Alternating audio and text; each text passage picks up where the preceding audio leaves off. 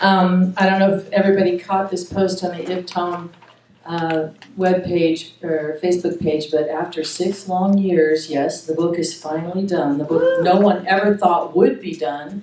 It is finally done and online. And so if you're here at the IVTOM conference and you want to check it out for free, you can do that for the next week. You're just going to email me at tricia@seemlikeastar.com and I will set you up with a password that'll get you into this thing. And tomorrow I'm going to do a little presentation on during lunch about it, a little rollout of it, and show you how it can benefit. Our little readout says it's for people that want to hire associate teachers to work for them, but actually it's for everyone because there's a lot of exercises and things in this product that are for advanced teachers that want to teach advanced concepts like riffs and runs and all that kind of stuff. It's for contemporary singing teachers. All right. So we're going to get started with today's presentation, which is the lower register, the essential foundation of a great mix. All right, the information is from my new online course, You Can Be a Successful Voice Teacher. It's available at slascourses.com. And that is the cover. There are 3 essential components of efficient lower register phonation. 1 is breath management or appoggio. That's the generator of our system. That produces breath pressure. 2 is vocal fold vibration, adduction, or otherwise known as vocal fold approximation, cord closure. It's also known as valving. This is the vibrator in our system. The vocal folds are resisting airflow. 3 is resonance or formant harmonic interaction. This is the filter of the system, shaping the mouth and pharynx resonators to form vowels, as we've heard earlier today. These essential components must always be balanced. All are equally important for good vocal production. The first component we'll speak about is the breath management / appoggio section.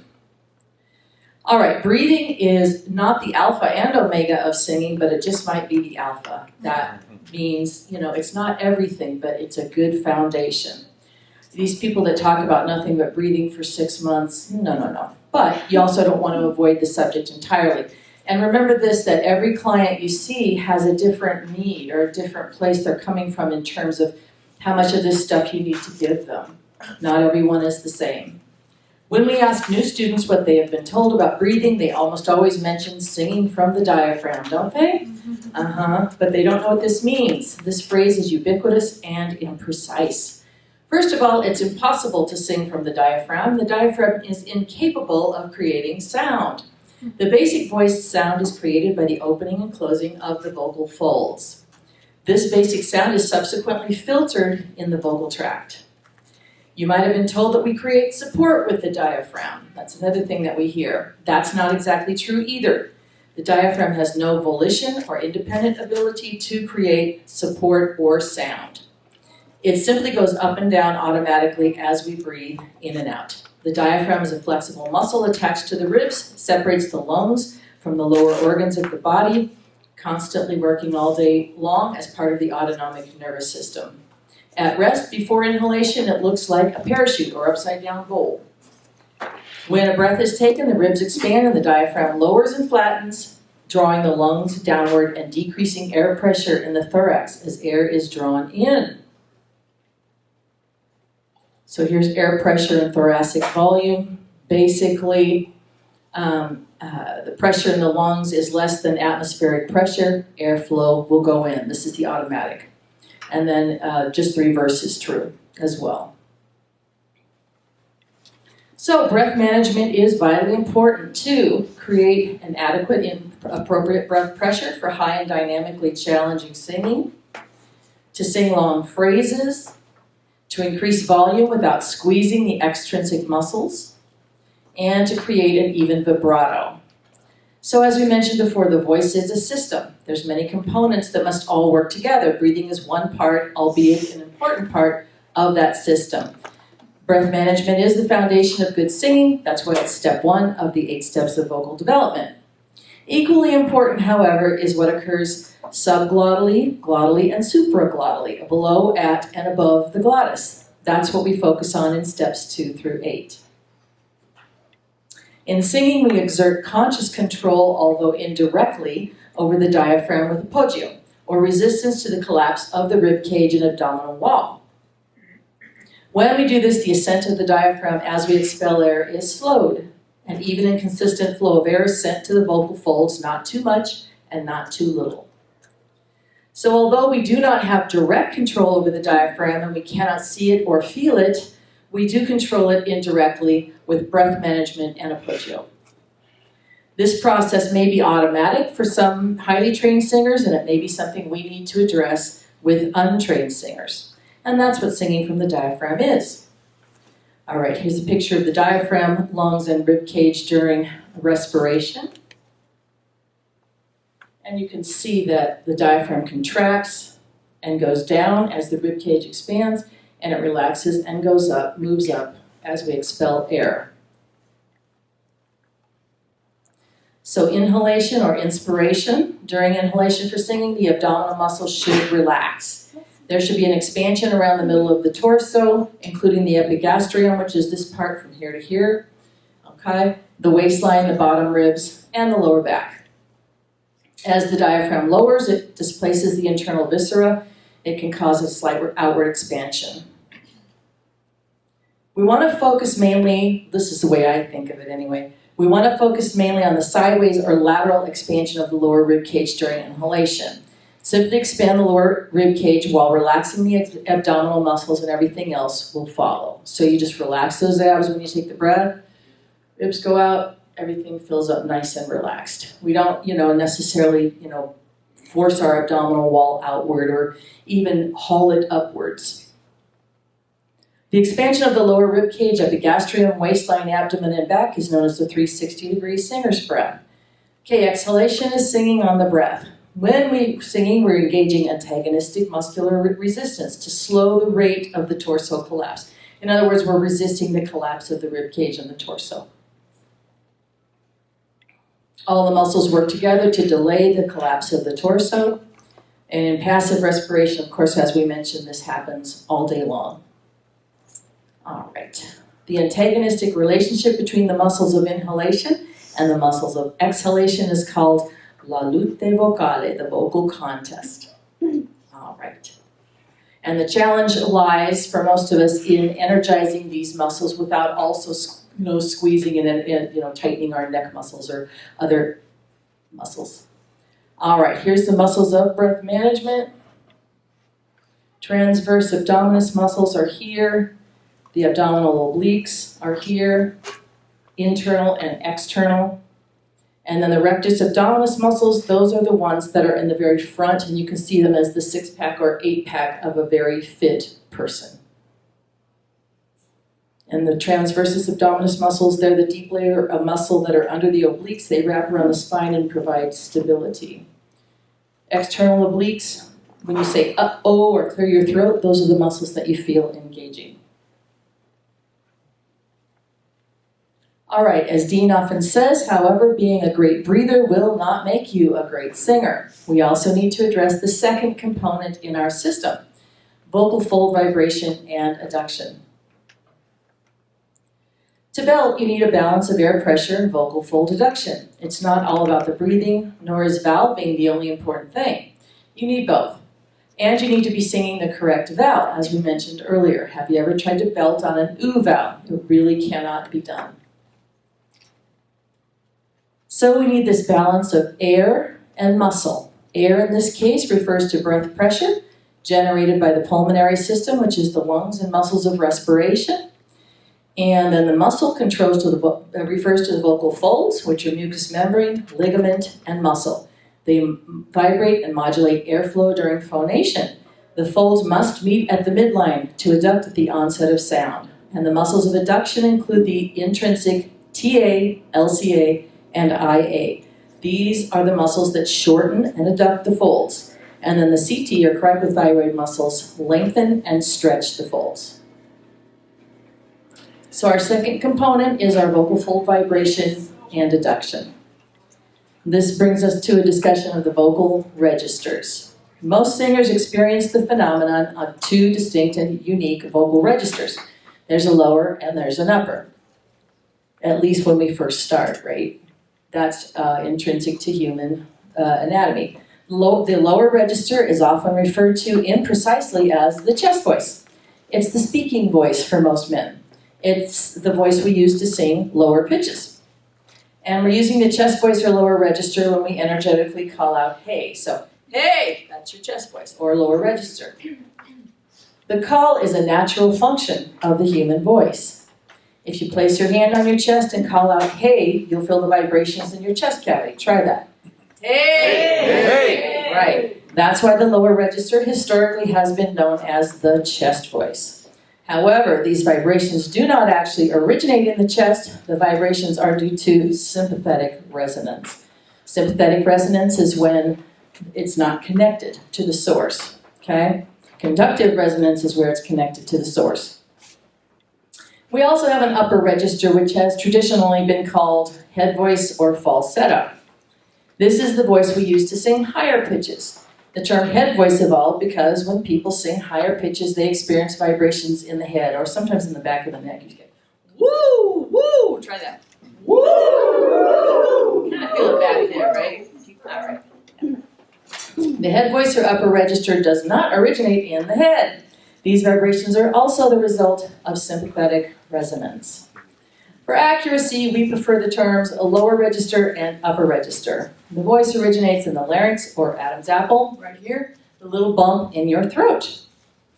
The larynx contains the vocal folds, which open and close rapidly, first preventing airflow and then releasing air with each vibrational cycle. In the lower register, the vocal folds are shorter and thicker. In the upper register, the vocal folds are longer and tauter, and they open and close more rapidly for higher pitches. All right, so this is kind of an artist's rendering of the larynx, because if your larynx is really this big, you'd have a problem. This guy has a big one. All right, this is the thyroid cartilage. Here's the vocal folds. They open to the back and they are closed at the front. Okay, and yep.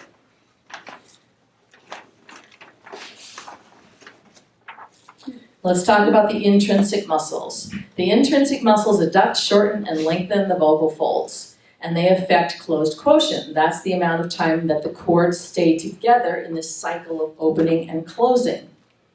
The TA, or thyroarytenoid muscles, and they are a pair. A lot of times people talk about the TA muscle. Well, it's actually muscles because they work together. They're a pair. They shorten, thicken, and adduct the folds. The LCA, or lateral cricoarytenoid muscles, and IA, interarytenoid muscles, also adduct the folds. And then the CT, or cricothyroid muscles, lengthen the folds. So here's our vocal folds. When we swallow, they're closed. When we speak or sing, they vibrate open and closed. When we inhale air, the vocal folds are abducted or open. The cricothyroid muscles stretch the vocal folds by bringing this thyroid cartilage, tilting it downward. And this lengthens and elongates the vocal folds because they're attached at the back to the arytenoid cartilages. Here is the TA, or thyroarytenoid muscle. The inner part of that TA muscle is called the vocalis. Sometimes people use those two terms interchangeably, but the vocalis is actually the inner section of that TA muscle. And then here we have the muscles on the back of the larynx, transverse and oblique arytenoid muscles, and the posterior cricoarytenoid muscle. So the posterior cricoarytenoid muscle is the one that allows us to open the vocal folds. That's called vocal fold abduction. And then the oblique and transverse, these are the ones. This one here is the only one that's not a pair, okay? But these, every other muscle is paired. All right. Although the CT and TA muscles are always working together, but antagonistically, they're working against each other but together. It's a dance. There's a specific range of notes in every singer's range that should be sung with more of the shorter, thicker folds and greater thyroarytenoid muscle activation. This is the lower register. In the lower register is also called TA dominant phonation, M1, mechanism 1, thick folds, lots of different words for it. In this area of the voice, the TA muscles are more active. And the specific range of notes that should be sung with a longer, thinner fold vibrational mode and greater activation of the cricothyroid muscles, we call that the upper register. This is known as CT dominant phonation, also called M2, thin folds. The CT muscles control the pitch and the TA muscle becomes less active. And as the pitch gets higher and higher, the ligament takes more of the tension-bearing element as that pitch gets higher. Transitional area between those two registers is traditionally called the primo passaggio or first bridge. It's less stable due to changes in resonance, which is formant and harmonic activity, and vocal fold vibrational activity. All right, here's your vocal folds on low and high pitch. Longer and thinner for high pitch, shorter and thicker for low pitch. One of the challenges of singing is transitioning through the passaggio between the lower and upper registers, from shorter and thicker folds to longer and thinner folds as pitch changes from low to high. Another challenge in singing is that of developing a consistent timbre throughout the entire range. And what is timbre? The combination of qualities of sound that distinguish it from the same pitch and from other sounds of the same pitch or volume. It's a distinctive character of the sound. It's also known as tone quality. We want consistency with that tone quality. A good singer gives the impression of only having one register rather than two distinct registers. This consistency is developed over time with vocal training and technique that creates balanced registration, smooth transitioning, and consistent timbre. All right, our third component is the resonance component, which is formants and harmonics. So a super simplified definition of this, formants are vibrating pockets of air in the vocal tract. Okay, F1 in the pharynx, because it's a larger container. This reinforces the lower frequencies more easily. F2 is our mouth resonator. It's a smaller container, more easily reinforces the higher frequencies. Harmonics are fixed frequencies generated by the vibrating vocal folds as they convert aerodynamic energy, or air, into acoustic energy, or sound waves. Formants boost harmonics near their vibrational frequency. And vowels are a combination of the two lowest formants, F1 and F2, that is the pharynx and mouth resonators working together to form any vowel that we sing or speak. There are two primary resonators, the pharynx, which is the throat, and the mouth.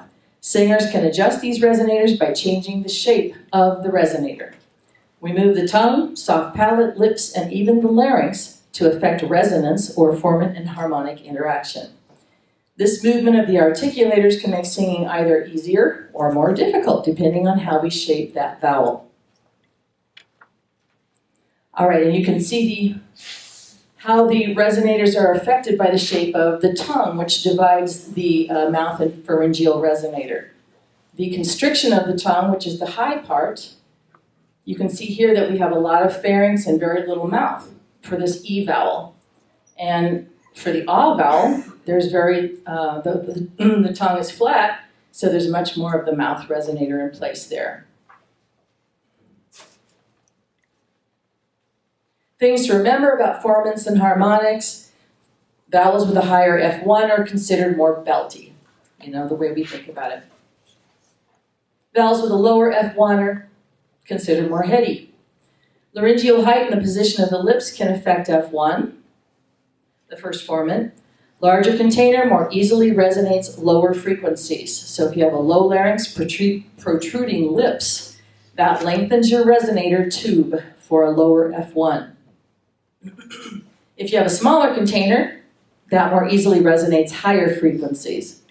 So a higher larynx is going to create a smaller pharyngeal resonator. We use this with the bradyopharyngeal sounds. That gives us a higher F1, or more belty quality. Again, harmonics in the vicinity of a formant are going to be boosted. Other harmonics are damped or attenuated. This is the filtering process of resonance. This is kind of an interesting chart. You can see that this is the first formant frequencies, low to high. The higher the first formant becomes, the more the vowels encourage power. So these higher first formant frequencies, again, they're considered to be more belty or more powerful, or they're going to develop more power in the voice. Lower first formant, less of that. Now this is the second formant. The higher the second formant is, the more brilliant that sound is going to be. The lower the second formant is, the less brilliant. So E is at the top and U is at the bottom. Here in the middle, Right?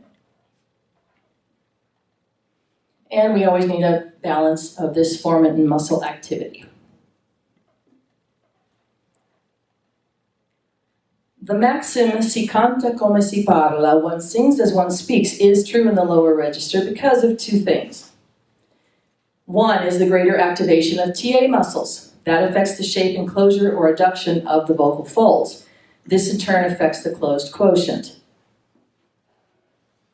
The folds are squared in shape and vocal fold closure begins at the bottom of the depth of the fold, so the folds are together longer and there's higher closed quotient. So that's here. This is when the TA muscle is engaged more, and what it does is it bulges the folds out towards the midline of the glottis. And that's why the folds, this is a cross-cut view, and that's why the folds would look squared in shape in that cross-cut view. This is more of a mix, and that would be more of a falsetto. The other thing is the reinforcement of H2 by F1. That's the second harmonic being reinforced by that first formant. In the lower register, the squared shape of the vocal folds means they meet at the bottom of the fold, creating a strong H2, second harmonic, that's the octave above the sung pitch.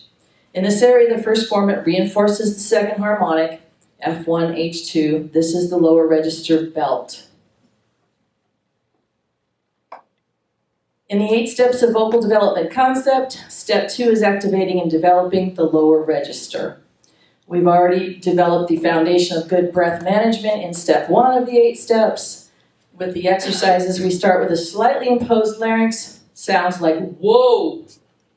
Then we increase adduction with a voiced stop consonant, which is the G, go, go, go. Now, if the student is still breathy, we're going to use the adducted onset, sing as you speak kind of approach. And we're going to use open vowels like ah, only if needed, not with every single student. And we also we introduce the pulse vibrato, which encourages good balance. All right, trying to see how we're doing on time here. Okay. So what I want to do with you guys is actually just go through some of these exercises with you, because I know everybody's like, okay, lunch, I'm falling asleep. So if you wouldn't mind, I'd like you to stand up, and we're going to do some singing together. And gentlemen, I apologize in advance that all of these are in the female key. I'm sorry. I should have thought ahead on that one. But that's okay, they sing in the same place now. All right, so this is the first exercise that we give most students, and again, it's not a one-size-fits-all. Different people have different needs, but 90% of the people that come in and we're working on that lower register, this is going to be the first exercise that we give them. Let's see if we can get it. Is that loud enough? Whoa! All right, so now you guys are going to do it, okay? So it's demo you. So you're going to count it, ready, and whoa! Like you're calling across the street, right? You're calling your neighbor, calling out to your neighbor. Now it's the demo again. Whoa! So the student hears that demonstration twice. Now it's going to be you again. And whoa! Very good.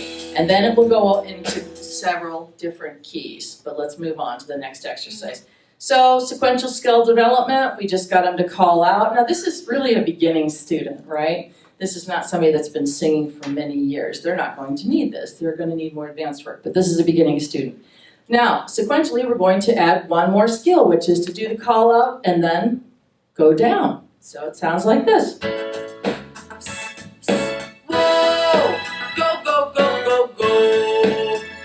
And again, we want a real dark quality. Whoa, yeah?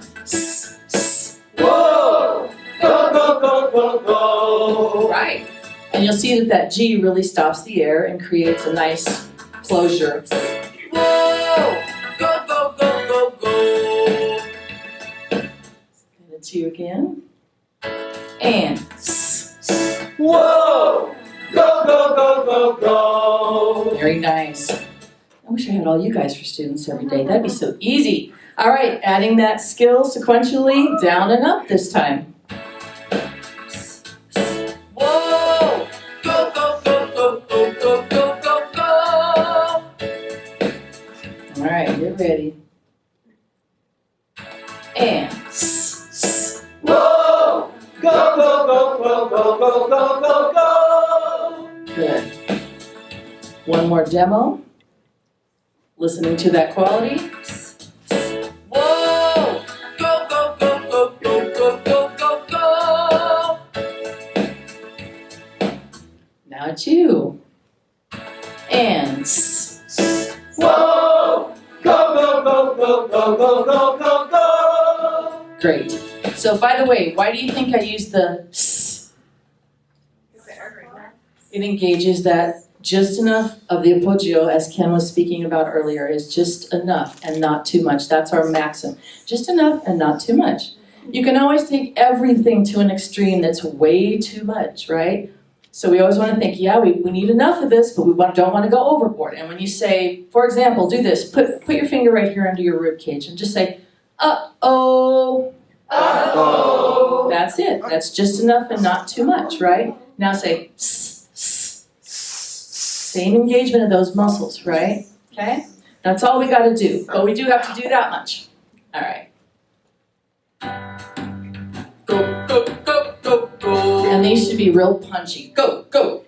And Go, go, go, go, go! good. And we'll hear the demo again.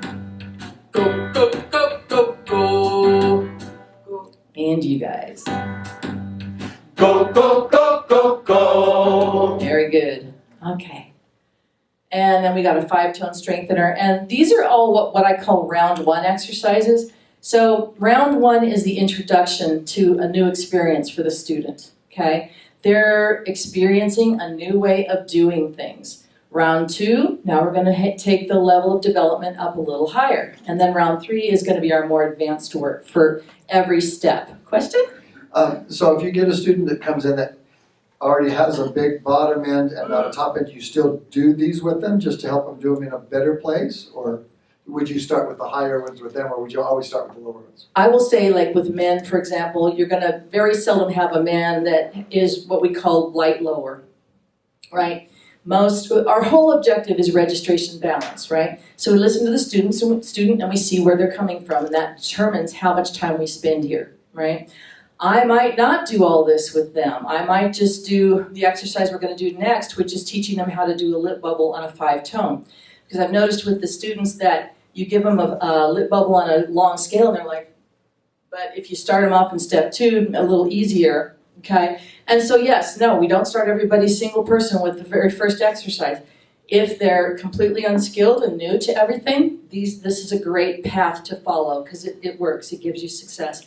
But no, you can always choose where to get in on the path, right? You can get on the bus at any stop. And I guess my question was that even if somebody comes in yelling, it still might be beneficial to do these so that they learn how to do that correctly rather than Yes, exactly. All right, try this one. Go, go, go, go, go, go, go, go, go. And again, this engages that kind of cry feeling, just kind of like that. And Go, go, go, go, go, go, go, go, go, go! So the punchy staccato-ness of it gets the chords to come together. All right, we get a good balance. Go, go, go, go, go, go, go, go, go. And you guys. Go, go, go, go, go, go, go, go, go! Good job. You're so easy. All right. At this point, or at some point in this progression in step 2, we always want to introduce that lip bubble. Okay. And we sometimes talk about the straw thing as well, but this is where we teach them. So we say, let's put the fingers here, lift up the cheeks slightly, and just say. Right. And now we're going to have you do it in a low register where it's easy to find. All right. And later we're going to do a lot of this.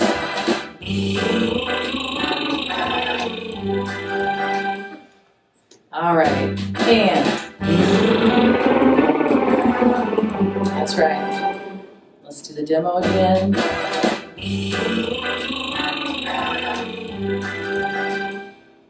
And you.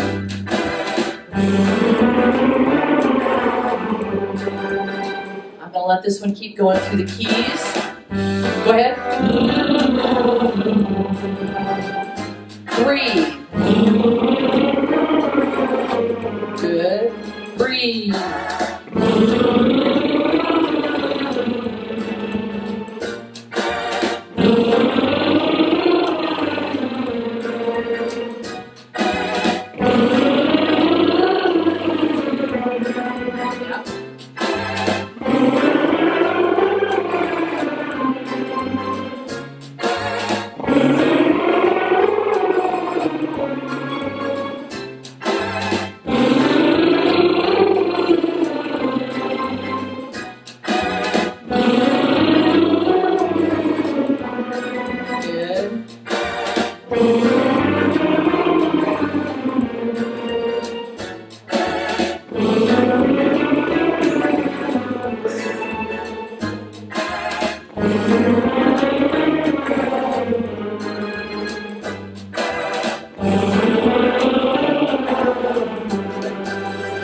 So these little tracks are fun for the students to sing to. They enjoy it, they dance around, they have a good time.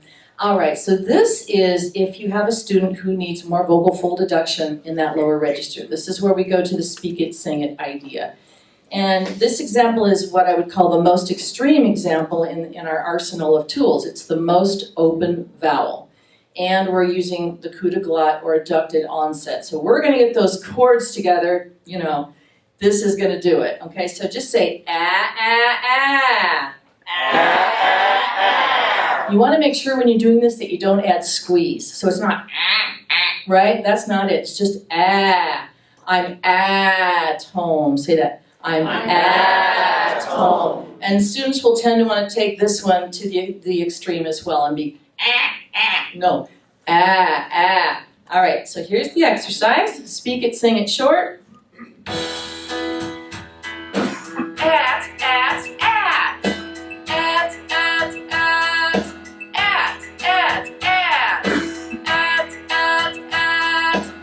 Small transition from speaking it to singing it. Try it. Ready, and.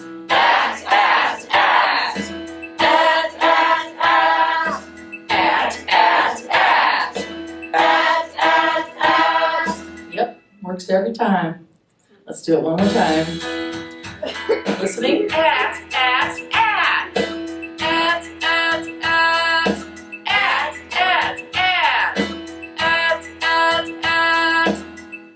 All right, then you try it again. And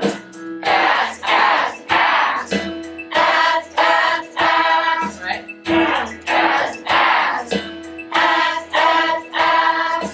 Exactly.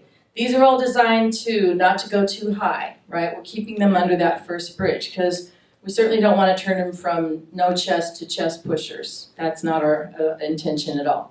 All right. Oops. This one, you add just a little bit of skill when we're sustaining. So we adduct and then we sustain. If it will let me play now. All right, I have to do it this way. At. This time you breathe a little more. At. Sustain the note. All right. Lots of time to think here. Here we go. And at. Think about it and breathe. At. Yeah, nice clear tone. Now speak it. At. Right. Okay, that's the idea.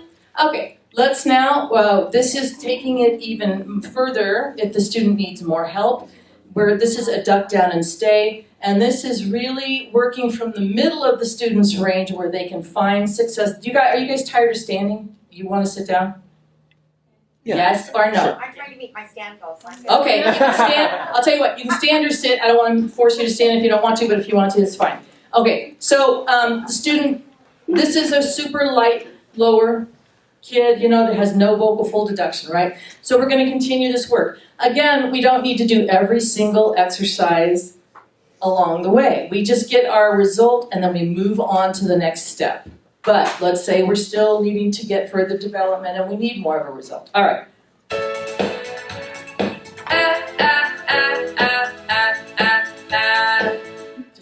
nice little coup de glotte. And.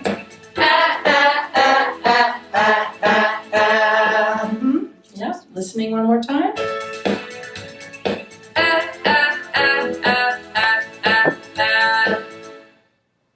And you. And let's just for fun take this one on up. So it's you again. And.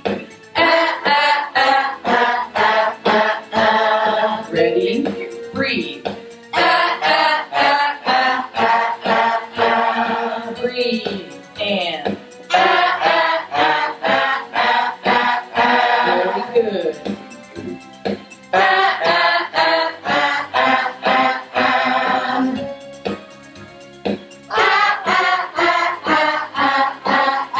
Good job.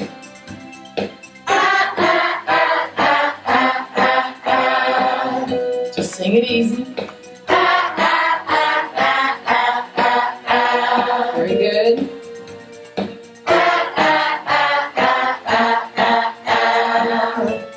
Good.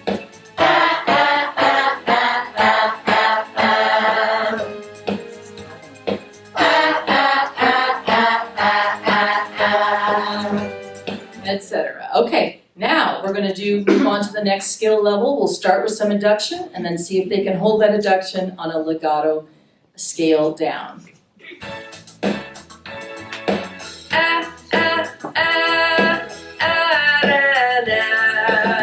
Add an app, like we add an app to our phone. Yeah, you can jam that if you want to. That's awesome.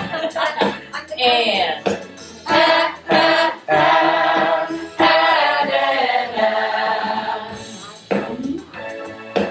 listening to the demo again.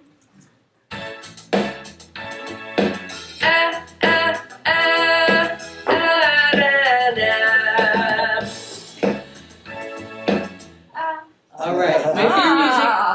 You were ready. And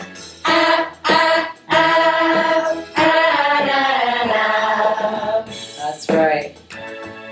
And again, sequential skill development. Now we're going to go down and up. Let's try this one.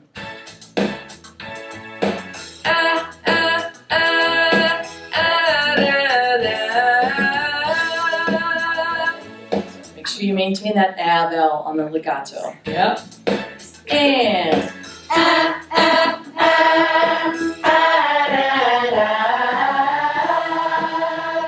that's right. That's right. One more time. I like these dancers. That's awesome.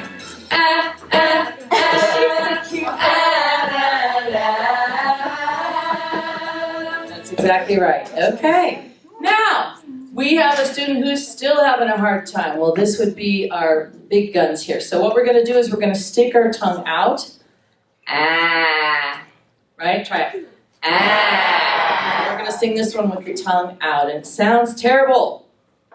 But this is it.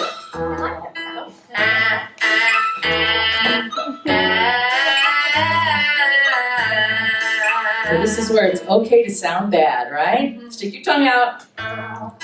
And.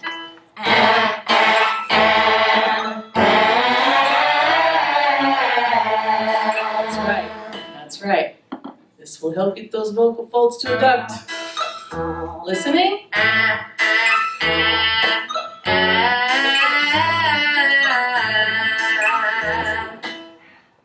And you. Breathe.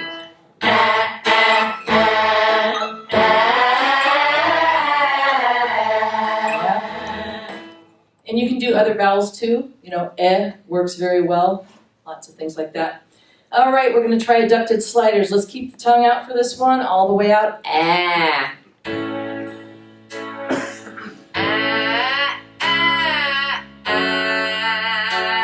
Slide it up, slide it down. Ready?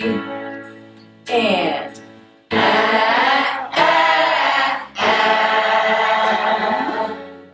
Yep, listening one more time.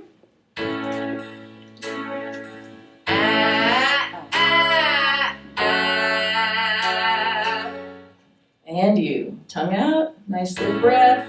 And.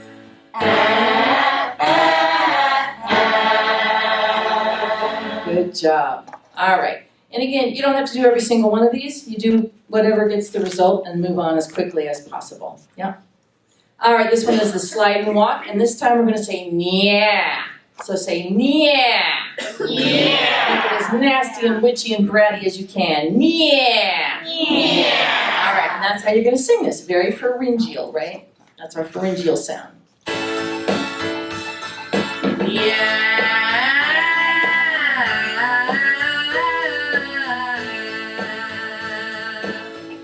All right, yeah, real bratty.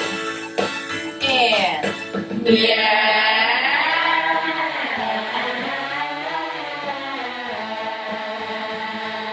Oh, you guys can be brattier than that, can't you? Listening? Yeah.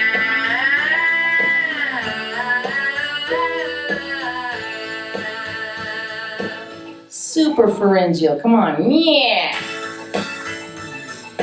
Yeah.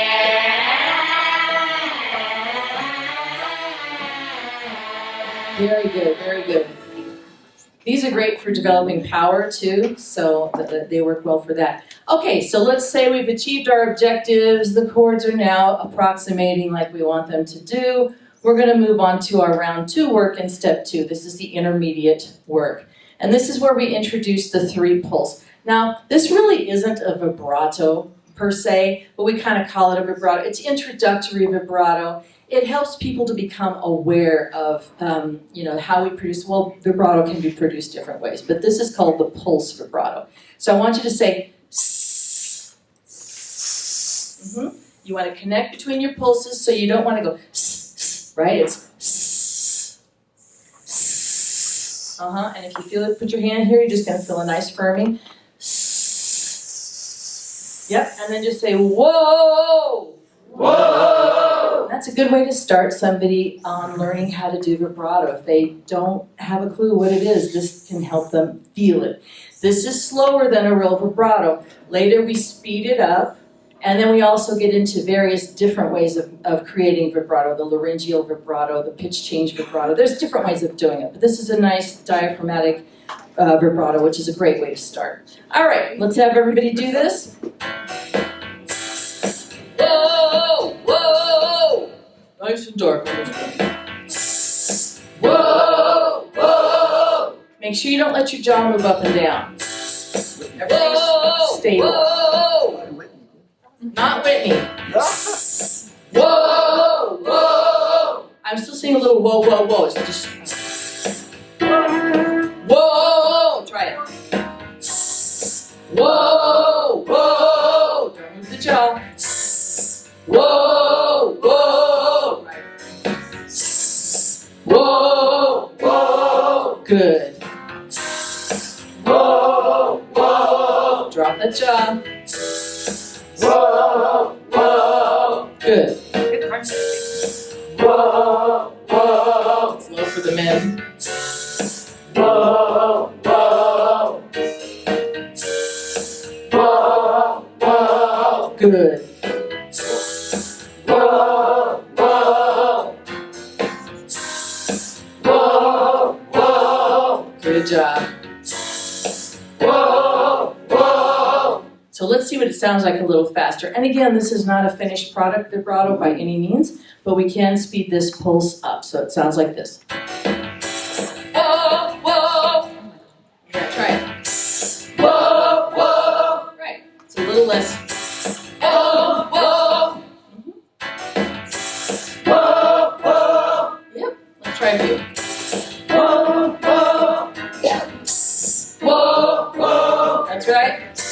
Whoa, whoa. Right.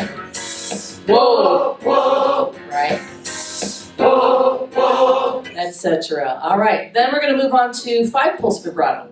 Now we're going back to our slow speed. Whoa! Whoa! And again, we want that whoa deep sound. And whoa! Whoa! Right. Make sure it's real connected. Listening. Whoa! Whoa! All right. And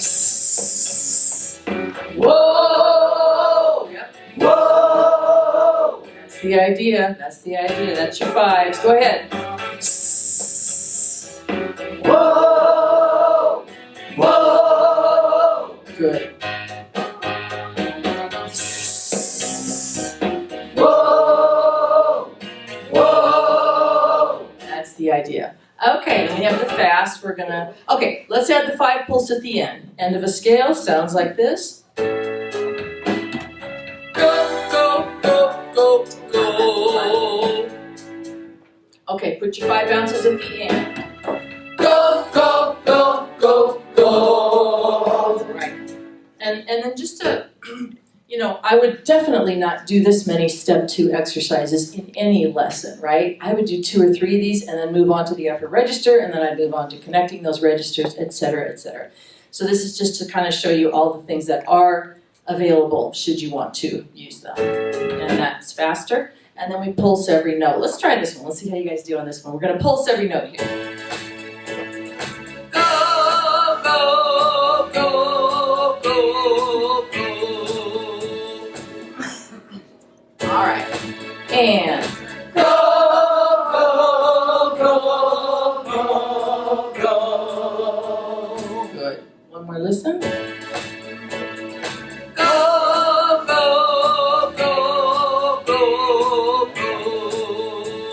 Nice round O lip shape. Go, go, go, go, go! All right, let's move on here. We have some pitch challenge exercises, which I won't get into at this point. Now, round 3 advanced. We've achieved our goals of vocal fold adduction. Right? They're adducting the way we want to. The larynx and the beginning exercises is a slightly imposed, whoa, right? Now we're going to move on as we reach these higher levels of achievement or development to, we're going to be using the moderate compression, creaky question. All right, and that's just simply where you go, so just try that, right? This gives you moderate compression of your vocal folds. Again, this is for the student who doesn't need that much help at this point because they've achieved the objectives of the prior exercises. They don't need to go or gug or anything else because their vocal folds are already together. What we want now is to have this moderate compression. So it's just that, and that helps them find that. The creak helps them find it. That's it. Now we're just going to do a slide and walk. And you can do this creaky, you can add the creak to it, or you can do it clean just on the M. Because again, the M gives us that moderate compression that we're looking for. We don't want to give them a tool that's a 10 if all they need at this point is a 2, right? So this is a 2. All right, let's try this one.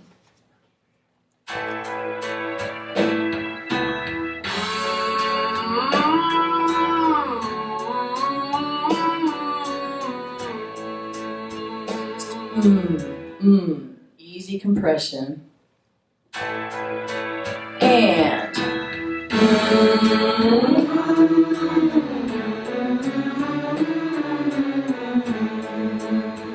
yeah. Good. Let's listen again.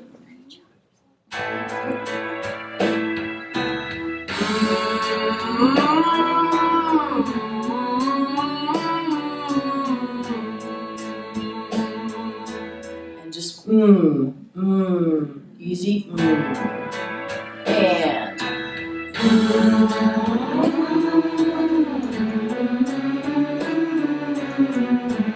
yep. And this is the last one, so we'll keep it going just a little bit here.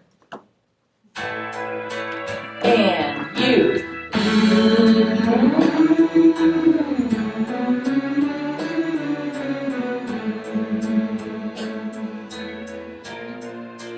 3. We'll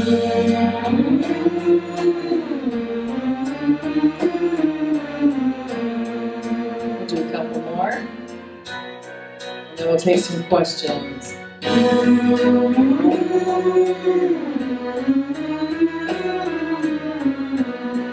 Yeah, let's do one more.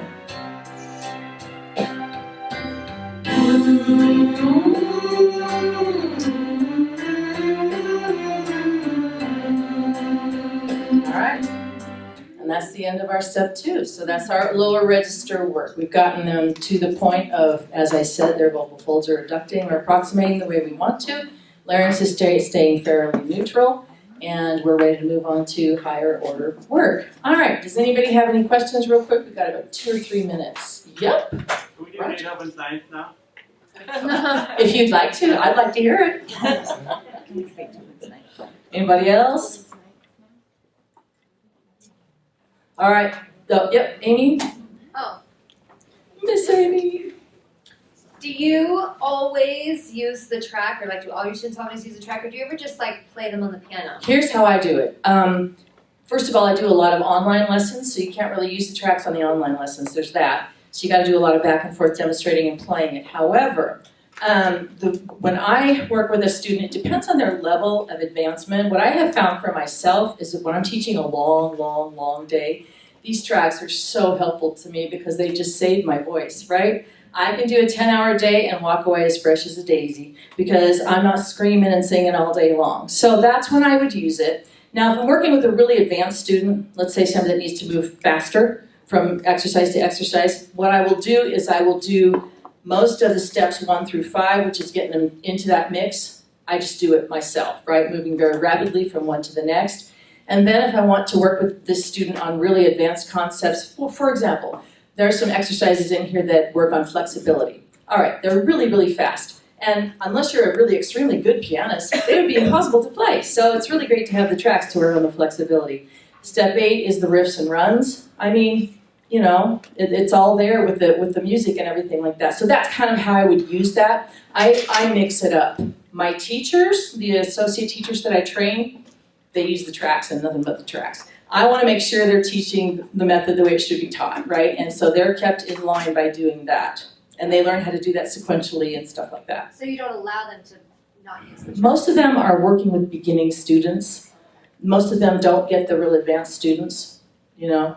Yeah. This was my way of, I created the product because I wanted a way of making sure that what we are saying we're teaching at Sing Like a Star is actually what we're teaching at Sing Like a Star. And I know many of you, if you've ever tried to hire people to teach with you and you walk in on a lesson and you go, what are you saying? What are you doing? Yeah, so this is a way to make sure that not only myself is held accountable and think, you know, because, you know, listen, everybody forgets stuff, you know? If it's right there at your fingertips, it's there to remind you, right? And then you can use the tools or not use the tools. You can play, you can sing, you can dance around, whatever you want to do, or you can use the tracks. The thing about the tracks that I like, though, is that it allows us to come close to the student. We're not tied to that keyboard all day long. We can stand up, come stand behind them, sing along with them, model good behavior, encourage them, dance around with them, whatever it is, you know, we're able to be much more involved than we are when we're tied to that keyboard all day long. Use it, don't use it, it's a great tool, but you don't have to use it all the time. Yeah. All right. I think we're out of time now, so thank you very much for having me.